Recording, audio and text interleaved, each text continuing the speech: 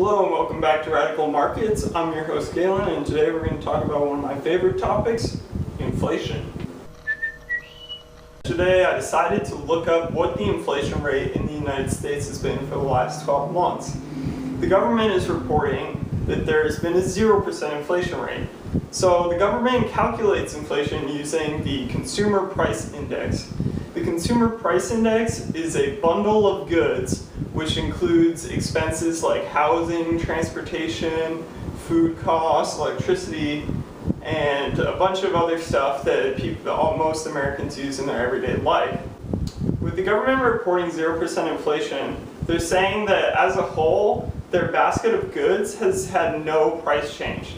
So if you think about the last year and what kind of price changes we've seen, most people have noticed, gratefully, that gas prices have been tanking, right? So last year, gas prices were almost, I think, $4 a gallon around this time of year. Maybe it was more like 13, 14 months ago as opposed to a year ago. I think they started falling at the end of the summer. I know by December in Tallahassee, you could find gas for $1.99 a gallon, which was amazing. That is a cost that is reflected in the Consumer Price Index. Now, with the price of gas having fallen 50%, that means there has to be other costs in the economy that have risen in order for the net inflation rate to be 0%. One price that I can think of that's changed is the price of beef.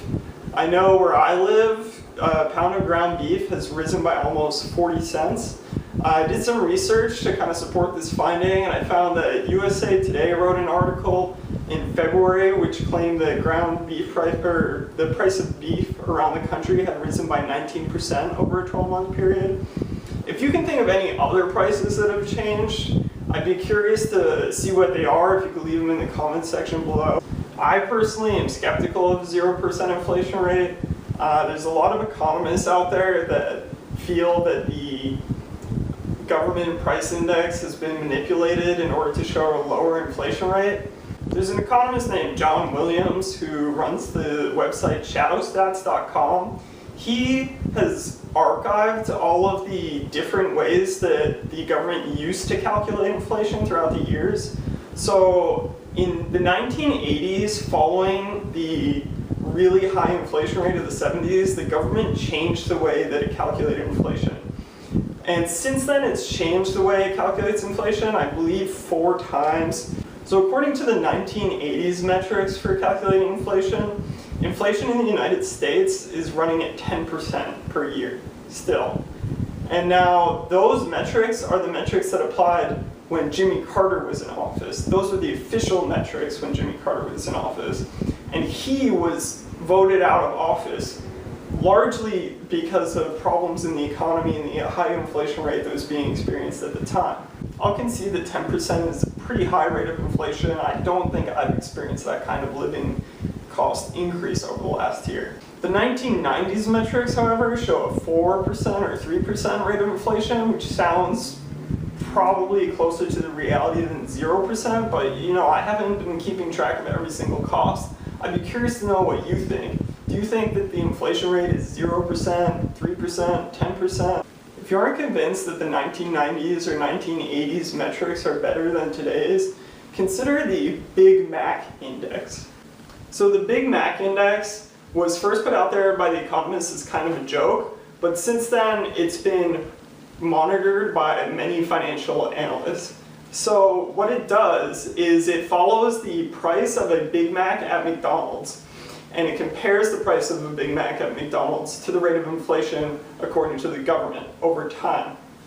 So the idea is that McDonald's is a pretty efficient corporation where they use the same ingredients almost all the time. They use cheap vegetables, cheap meat, cheap bread, cheap cheese, cheap labor, and their method of production stays pretty constant.